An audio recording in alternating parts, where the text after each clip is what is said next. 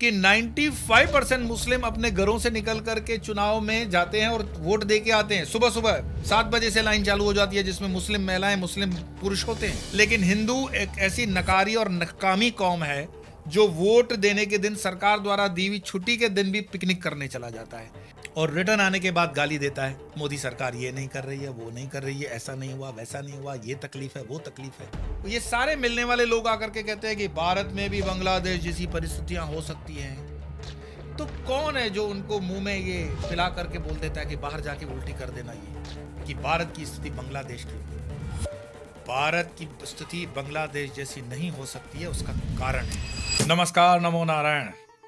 इस देश में कई बातें संयोग से भी होती हैं और कई बातें प्रयोग से भी होती हैं, और वर्तमान में कुछ ऐसे प्रयोग किए जा रहे हैं राष्ट्रीय स्तर पर नहीं, अंतर्राष्ट्रीय स्तर पर, जिससे इस देश की सरकार को अस्थिर किया जाए और उस देश की आम जनता को बांग्लादेश के लाइन पर दौड़ा दौड़ा करके भुखमरी और अंधकार के युग में ले जाया जाए। और ऐसा ही एक प्रयोग होने वाला है कश्मीर के चुनाव में या हरियाणा के चुनाव में, और वो चुनाव का एक मंत्र जिसका प्रयोग तो हो चुका था संयोग से, वोट जिहाद। मैं जानता हूं आप वोट जिहाद नाम से वैसे तो थोड़े बहुत परिचित होंगे ही, क्योंकि ये प्रयोग 2024 के लोकसभा इलेक्शन में हो चुका था।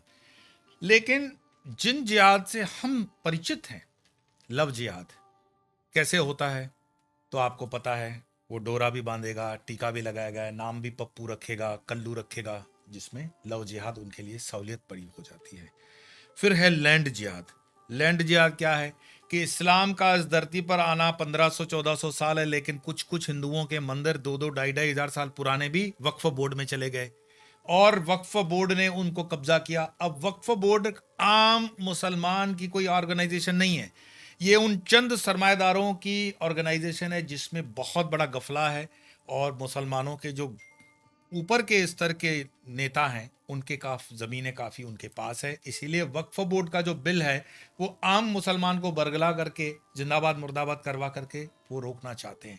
पर हकीकत ये है कि वक्फ बोर्ड में आम मुसलमान का बहुत फ़ायदा होगा अगर ये नया बिल आता है तो मैं आज, क्योंकि वो विषय मेरा नहीं है, तो लव जिहाद, लैंड जिहाद, फूड जिहाद।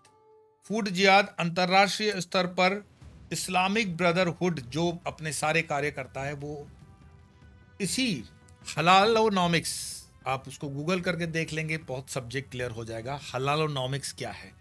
तो हलालोनॉमिक्स से आप सोचेंगे कि हिंदुस्तान में, मैं हमेशा कहता हूं कि हिंदुओं जरा तो जागो, हलाल का भी खा के तुम्हें मलाल नहीं है, और फिर तुम पूछते हो कि क्यों हम ये सब हो रहा है।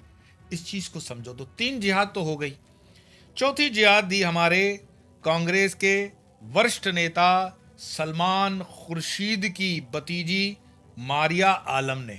कब दी ये जो वोट जिहाद का कंसेप्ट किसने दिया? सलमान खुर्शीद की भतीजी ने। सलमान खुर्शीद मंच में बैठे हुए हैं, आप वो वीडियो सब देखेंगे ध्यान से, मैं सब बताऊंगा। और वो अपने वाणी के द्वारा मुसलमानों को जो संदेश दे रही है, आप पहले उसको सुन लो।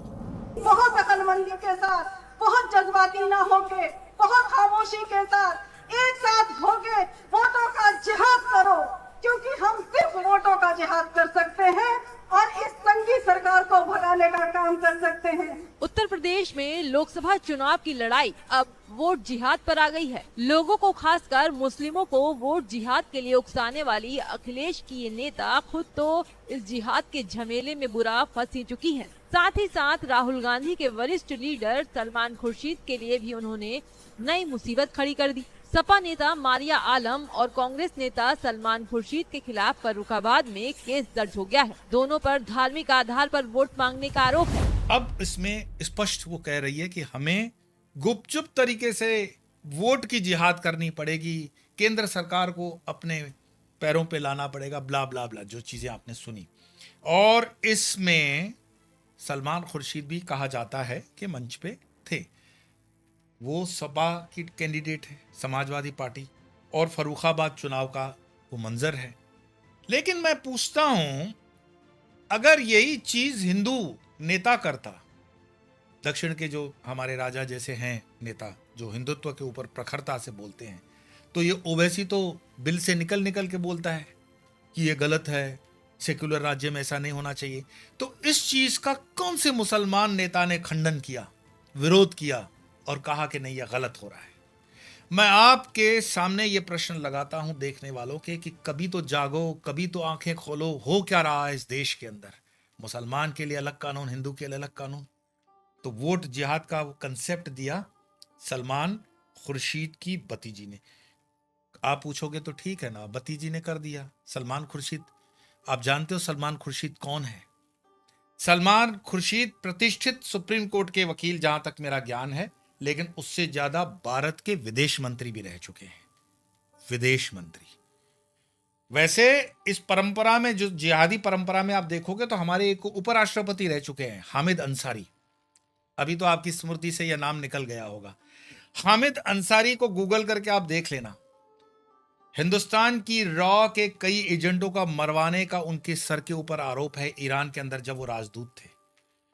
और हमारी बहन मायावती का एक वीडियो है, गूगल करके देख लेना। हामिद अंसारी एक ऐसे उपराष्ट्रपति रहे राज्यसभा में जो नमाज पढ़ने के लिए 2 घंटे संसद नहीं चलाते थे, ऐसा मायावती जी का आरोप भी है। तो इनका मुख और इनका मन कभी एक नहीं हुआ। हिंदुस्तान का आम मुसलमान हिंदुस्तान के साथ अच्छी तरह से चलना चाहता है, लेकिन इनके जो ये पढ़े लिखे सो कॉल्ड नेता होते हैं, जो होते तो सूट कोट में है जिन्ना की तरह, लेकिन ये जहर उनके मनों में डाल देते हैं। तो ये सलमान खुर्शीद कौन है? मैंने बताया कि विदेश मंत्री रह चुका है। आप सोचो, अगर मेरी हाजिरी के अंदर कोई इंसान गलत बोल रहा है तो शायद मैं मंच पे खड़े होकर कह सकता हूं, अगर उसी समय मेरा विवेक जाग गया कि भाई आप गलत बोल रहे हो, ये वोट जिहाद गलत बोल रहे हो। मानो वो नहीं मैं बोल पाया हूं तो प्रवचन उसके समाप्त होने पर भी मैं बोल सकता हूं कि मैं ऐसे सहमत नहीं हूं, उसी समय गलत बोली है ये। लेकिन ऐसा कुछ भी नहीं होता है, और अगर हुआ भी होगा तो उसका कोई मायना नहीं है। वोट जिहाद तो आपने देखा यूपी के अंदर 30 सीटों में कैसे कर दी गई। आपने देखा वोट जिहाद कहा जाता है, स्मृति ईरानी के सीट पर जो पूरा वोट का खेल हुआ वो वोट जिहाद का तरीका था। लेकिन हिंदू ऐसी कौम है, मैं एक सर्वे पढ़ रहा था कि 95% मुस्लिम अपने घरों से निकल करके चुनाव में जाते हैं और वोट दे के आते हैं। सुबह सुबह 7 बजे से लाइन चालू हो जाती है, जिसमें मुस्लिम महिलाएं, मुस्लिम पुरुष होते हैं। लेकिन हिंदू एक ऐसी नकारी और नकामी कौम है जो वोट देने के दिन सरकार द्वारा दी हुई छुट्टी के दिन भी पिकनिक करने चला जाता है, और वोट तो करता नहीं, और रिटर्न आने के बाद गाली देता है, मोदी सरकार ये नहीं कर रही है, वो नहीं कर रही है, ऐसा नहीं हुआ, वैसा नहीं हुआ, ये तकलीफ है, वो तकलीफ है। भाई जब मौका मिल रहा है तुम्हें वोट करने का तो उस दिन पिकनिक करना जरूरी है। तुम किन देशद्रोहियों के कहने में आ जाते हो कि लॉन्ग वीकेंड है, हम निकलते हैं, घूमते हैं, वोट हमारे एक वोट से क्या होता है? लोकशाही के अंदर एक एक वोट की कीमत होती है, और उस कीमत को आप समझो। तो समझो कि वोट जिहाद क्या है, कैसा है। इसको अगर मैं आपको कहूं कि वोट जिहाद को अगर आपको समझना है तो मेरे से ज्यादा ज्ञानी है सुधांशु त्रिवेदी जी। आप उनकी क्लिप को देखिए। अभी आपने देखा कि उनकी प्रत्याशी ने उत्तर प्रदेश में वोट जिहाद जैसी बात, यानी अब सांप्रदायिकता के साथ साथ हिंसात्मक दृष्टि भी लाने का प्रयास किया गया। और आज इनके गठबंधन सहयोगी दलों में से, या यूं कहें कि विपक्षी दलों के सबसे प्रोमिनेंट दल में से एक तृणमूल कांग्रेस के एक विधायक हिमायू ने इस सीमा तक जाके कहा है कि हम हिंदुओं को गंगा में बहा देंगे, यानी इतने प्रतिशत हैं, हम इतने प्रतिशत हैं। इस प्रकार की बात को सांप्रदायिक हिंसा और नफरत की सीमा तक ले जाना दर्शाता है कि इंडी गठबंधन अब पराजय की हताशा में किसी भी सीमा तक जा रहा है। सुधांशु त्रिवेदी जी ने बहुत अच्छे से वोट जिहाद के विषय में जो कहा है, आपने उस चीज को समझा। लेकिन वोट जिहाद यहां तक रुकता नहीं है, यह हिंदुस्तान का प्रॉब्लम नहीं है। वोट जिहाद इस वक्त पूरे दुनिया में हो रहा है। आज ब्रिटेन जिन आग की लपटों में जल रहा है, या आप देखोगे कि जिन लपटों से फ्रांस के अंदर ये आग लगी हुई है के कारण यूरोप के और देश प्रताड़ित हो रहे हैं, वो तो हैं ही। लेकिन अमेरिका में नवंबर में चुनाव होने वाला है और ये आग अमेरिका तक पहुंच चुकी है। तभी ट्रंप को इसी वोट जिहाद के लिए कहना पड़ता है। आप ट्रंप को सुनिए, ट्रंप क्या कहते हैं। We've seen what happened when Europe opened their doors to jihad. Look at Paris. Look at London. They're no longer recognizable. And I'm going to get myself into a lot of trouble with the folks in Paris and the folks in London. But you know what? That's the fact. They are no longer recognizable, and we can't let that happen to our country. We have incredible culture, tradition. Nothing wrong with their culture, their tradition. Can't let that happen here, and I'll never let it happen to the United States of America. Trump का एक ही स्पष्टीकरण है, बिल्कुल स्पष्ट तरीके से बोलते हैं। वो हमारे हिंदू नेताओं की तरह ललड़ चप्पड़ नहीं बोलते हैं।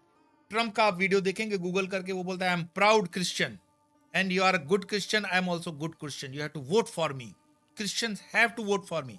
आप विश्वास करो कि अगर हिंदुस्तान के अंदर कोई बोले कि मैं एक अच्छा हिंदू हूं, और कुछ गलत नहीं बोल रहा है वो, कि मैं एक अच्छा हिंदू हूं और आप भी एक अच्छे हिंदू हो, आपको मुझे वोट देना चाहिए, तो उसकी सुप्रीम कोर्ट से क्या आ जाएंगे पेपर्स, खुद सोच लो। इलेक्शन कमीशन से क्या आ जाएंगे, सोच लो। लेकिन आपने कभी सुना है वोट जिहाद के ऊपर सुप्रीम कोर्ट के द्वारा कोई टिप्पणी आई हो? वोट जिहाद के ऊपर इलेक्शन कमीशन की कोई टिप्पणी आई हो? वोट जिहाद के ऊपर इन इंडी नेताओं की गैंग का कोई स्टेटमेंट आया हो? नहीं आएगा। क्यों नहीं आएगा? उसका कारण बताता हूं। क्योंकि इस वोट जिहाद से फायदा किसको पड़ रहा है? सबसे ज्यादा फायदा किसको है? इस वोट जिहाद से सबसे ज्यादा फायदा बार्गेनिंग का मिलता है तो कांग्रेस को मिलता है। और अभी मुंगेरी लाल के, जिसको सपने कहते हैं ना, मैं खड़गे का वो भाषण देख रहा था कि अगर हम कश्मीर जीत जाएंगे तो पूरे हिंदुस्तान पे कब्जा कर लेंगे। क्यों? हिंदुस्तान के रहने वाले तुम्हें गेटे बकड़े कुत्ते बिल्ले दिखते हैं जिसपे तुम कब्जा करोगे? अरे हिंदुस्तान का हिंदुस्तानी कब्जे करने के लिए तुम्हारा कोई पाला हुआ कुत्ता है जो तुम कब्जा करोगे? हम इस देश के मतदाता हैं, तुम कब्जा क्या करोगे? तुम्हारी 7 पुश्तें कब्जा नहीं कर सकती। आप मेरे शब्दों से थोड़ा सा हो सकता है आहत होते हो, देख लीजिए वो क्या कहते हैं। जम्मू कश्मीर की चुनाव अगर हम जीतेंगे तो सारा हिंदुस्तान हमारे कब्जे में आएगा। मैं इसलिए कह रहा हूं कि राहुल जी भी उन्होंने स्पष्ट कहा कि मेरा रिश्ता जम्मू कश्मीर से है।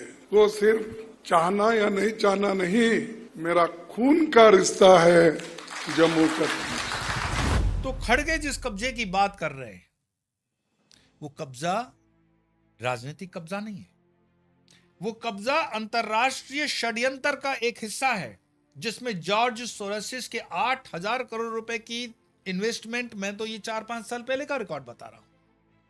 आप सोचो, अचानक से अमेरिका के कॉन्सुलेट वाले इतने एक्टिव हो जाते हैं कि हर 4-5 दिन में वो नेताओं से मिलने लगते हैं। कौन से नेताओं से? जो भाजपा के खिलाफ है। ओवैसी से वो मिलते हैं, चंद्रबाबू नायडू से वो मिलते हैं, चिराग पासवान से शायद वो मिलते हैं, कश्मीर के नेताओं से वो मिलते हैं, राहुल गांधी से भी मिलना होगा तो उनसे मिलते हैं। क्यों? और किसानों के नेताओं से भी वो मिलते हैं। और ये सारे नेता उन अमेरिकन से मिलने के बाद बाहर आकर के एक स्टेटमेंट देते हैं, ध्यान दीजिएगा। ये सारे मिलने वाले लोग आकर के कहते हैं कि भारत में भी बांग्लादेश जैसी परिस्थितियां हो सकती हैं। तो कौन है जो उनको मुंह में ये पिला करके बोल देता है कि बाहर जाके उल्टी कर देना, ये कि भारत की स्थिति बांग्लादेश की होगी? भारत की स्थिति बांग्लादेश जैसी नहीं हो सकती है। उसका कारण है, भारत हिंदू बहुल्यता का देश है। यहां हिंदुओं की बहुतियात है, यहां पर वो जाहिलों की नहीं है बहुतियात। यहां पर अगर सुप्रीम कोर्ट अपने फैसले मनवा सकता है तो यूं, इसका कारण कि हिंदू बहुतियात है, हिंदू को बुद्धि है, विवेक है, विचार है, और उसके अंदर सब्र है, धैर्य है और राष्ट्रीयता का भाव है। हिंदू बहुतियात है, इसीलिए पुलिस अपना यहां काम कर रही है, आर्मी अपना काम कर रही है, इसरो से लेकर के बाबा एटॉमिक रिसर्च सेंटर वाले काम कर रहे हैं। नहीं तो कब के आतंकवादी जो होते हैं ये हथियार चुरा करके मार्केट में बेच दिए होते। मुझे कोई बहुत अच्छा मित्र बता रहा था, पाकिस्तान के आधे से ज्यादा न्यूक्लियर वेपन ओपन मार्केट में बिक चुके हैं और उनके ही कर्नल जनरल ने बेच दिए हैं। अब जो भी है वो हवाबाजी है कि हमारे पास हथियार है नहीं, और डेड और एक्सपायरी डेट का माल कुछ वो बांग्लादेश को भी बेचेंगे। भारत के अंदर ये नहीं हो सकता है।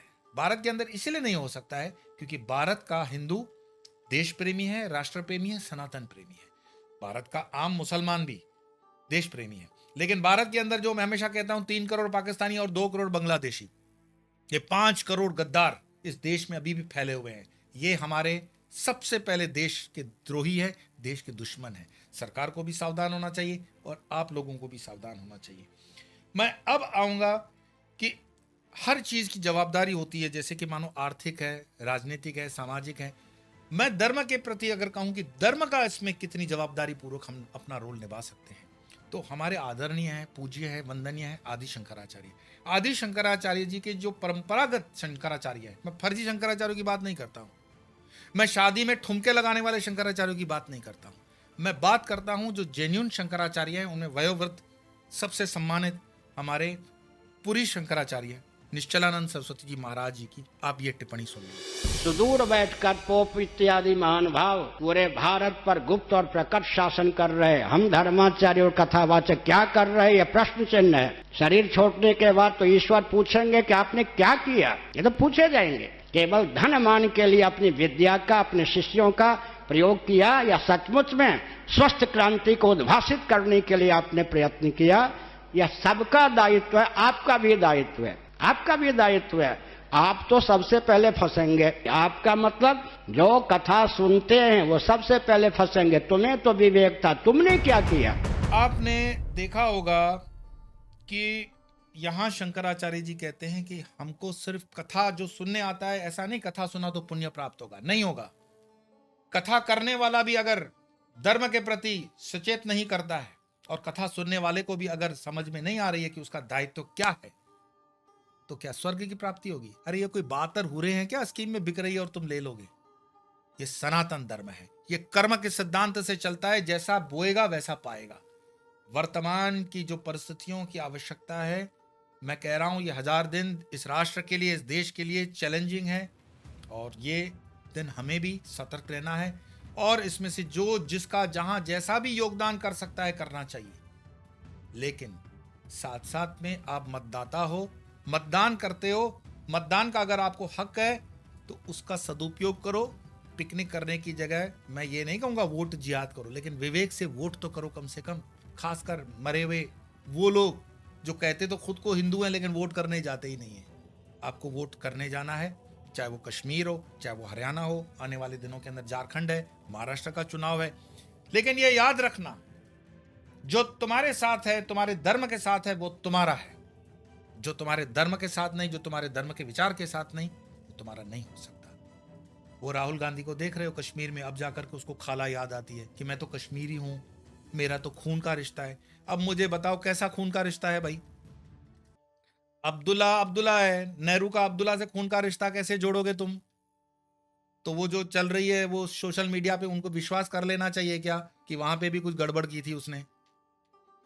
कुछ चीजें हम मर्यादा में ज्यादा खोल के नहीं बोलते हैं कि आप बहुत सजग हो, समझदार हो, पर जब तक आप सजग समझदार होकर के काम नहीं करते हो तब तक राष्ट्र में जो आवश्यकता है उसको नहीं होती है।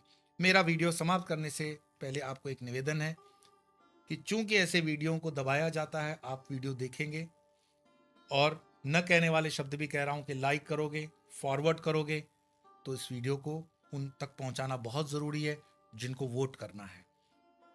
तो जागते रहो, जागते रहो, जागते रहो।